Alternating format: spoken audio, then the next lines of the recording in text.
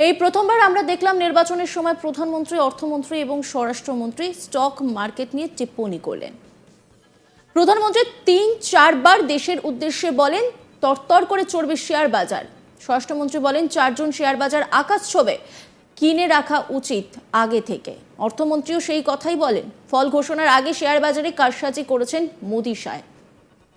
৩০ লক্ষ কোটির ক্ষতিতে তদন্ত চাইলেন রাহুল গান্ধী। নরেন্দ্র মোদী এবং অমিত শাহের বিরুদ্ধে কারসাজি করে শেয়ার বাজারে লোকসান করানোর অভিযোগ তুললেন কংগ্রেস সাংসদ রাহুল গান্ধী। বৃহস্পতিবার দিল্লিতে সাংবাদিক বৈঠক করেন রাহুল। সেখান থেকে তিনি বলেন, এই প্রথমবার আমরা দেখলাম নির্বাচনের সময় প্রধানমন্ত্রী, অর্থমন্ত্রী এবং স্বরাষ্ট্রমন্ত্রী স্টক মার্কেট নিয়ে টিপ্পনী করলেন।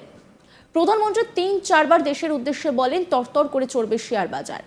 স্বরাষ্ট্রমন্ত্রী বলেন 4 শেয়ার বাজার আকাশ ছোঁবে, কিনে রাখা উচিত আগে থেকে। অর্থমন্ত্রীও সেই কথাই বলেন। 19 মে 28 মে শেয়ার বাজার রেকর্ড করবে বলে মন্তব্য করেন মোদি। এরপর 1 জুন ভুয়ো বুথ ফেরত সমীক্ষা সামনে আসে। রাহুল গান্ধী তিনি কি বলছেন শোনাবো আপনাদের। पहली बार हमने नोट किया कि चुनाव के समय प्रधानमंत्री ने, होम मिनिस्टर ने और फाइनेंस मिनिस्टर ने स्टॉक मार्केट पर टिप्पणी दी। प्रधानमंत्री ने 2-3 बार 4 बार देश को कहा कि स्टॉक मार्केट तेजी से आगे बढ़ने जा रही है। होम मिनिस्टर ने सीधा कहा कि 4 जून को स्टॉक मार्केट आसमान में जाएगी, लोगों को खरीदना चाहिए।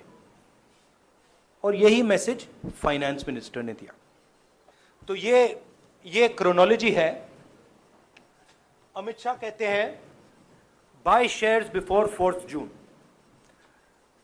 19 में नरेंद्र मोदी जी कहते हैं stock market will break records on June 4। फिर 28 मई को रिपीट करते हैं।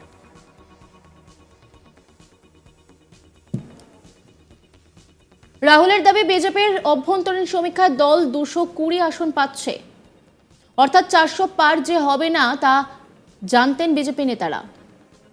3 জুন শেয়ার বাজারের সব রেকর্ড ভেঙে যায় আর 4 জুন একেবারে মুখ থুবড়ে পড়ে। রাহুল জানিয়েছেন 31 মে শেয়ার বাজারে বেশ কিছু সংস্থার গতিবিধি চোখে পড়ে। 30 তারিখের তুলনায় দ্বিগুণ লেনদেন চোখে পড়ে। রাহুলের প্রশ্ন, এরা কারা? এরা সেই লোক যারা জানতেন যে কিছু একটা ঘটছে। হাজার হাজার কোটি টাকা বিনিয়োগ হয়, বিদেশি বিনিয়োগকারীরা টাকা ঢালেন, কিন্তু এরপর খুচরো ব্যবসায়ীদের 30 লক্ষ কোটি টাকা ক্ষতি হয়। রাহুল গান্ধী তিনি কি বলছেন শোনাবো আপনাদের। तो ये जो आप देख रहे हैं हिंदुस्तान की स्टॉक मार्केट की हिस्ट्री का सबसे बड़ा स्कैम है। और इसके बारे में हम कुछ सवाल पूछना चाहते हैं। पहला सवाल, why did PM and HM give specific investment advice to the 5 crore families investing in the stock market? Is it their job to give investment advice?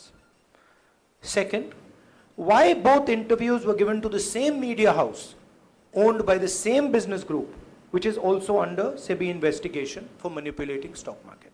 Third, what is the connection between the BJP, the fake exit pollsters, and the dubious foreign investors who invested 1 day before the exit polls were announced and made a huge profit at the cost of 5 crore families? We demand a JPC into this. We are absolutely convinced that this is a scam. Somebody has made thousands of crores of rupees at the cost of Indian retail investors, and the Prime Minister and the Home Minister have given an indication to buy. And this is a criminal act. So we demand today a joint parliamentary committee to investigate this. একই সঙ্গে রাহুল বলেন এটা ভারতের share বাজারের ইতিহাসের সবচেয়ে বড় দুর্নীতি। এ নিয়ে কিছু প্রশ্ন তুলতে চাই আমরা।